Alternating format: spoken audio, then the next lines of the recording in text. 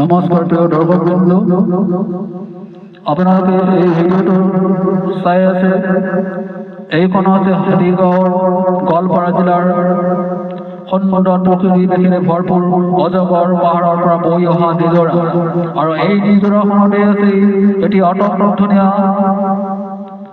শিলৰ ওপৰে ওপৰে আপোনালোকে বগাই গৈ সুন্দৰ পৰিৱেশ চাব পাৰিব। আৰু এই নিজৰাখনৰ আশে পাশে সেউজীয়া পৰিৱেশেৰে অত্যন্ত ধুনীয়া গছবোৰ ভৰি আছে। আৰু অকণমান আগুৱাই গ'লে আপোনালোকে ৰৌৰুৱা দেখিবলৈ পাব।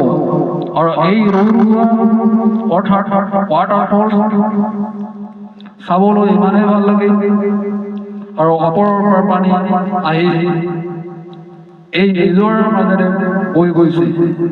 আৰু এই আশে পাশে থকা সুন্দৰ ঠাইখনত আপোনালোকে আহিলে নিশ্চয় পিকনিক অৰ্থাৎ বনভোজ খাব পাৰিব।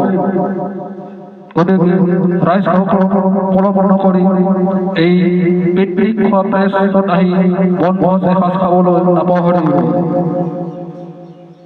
আৰু ইয়াৰ আশে পাশে এয়া সুন্দৰ দোকানবোৰ দি আছে। আপুনি এই দোকানত আহি আপুনি মনে বিচৰা বস্তুবোৰ লৈ বনভোজ খাব পাৰিব। গতিকে সমূহ ৰাইজক মই অনুৰোধ কৰিছোঁ, এবাৰ এই হাতীগাঁৱত আহি পিকনিক খাবলৈ নাপাহৰিব। জয় হিন্দ।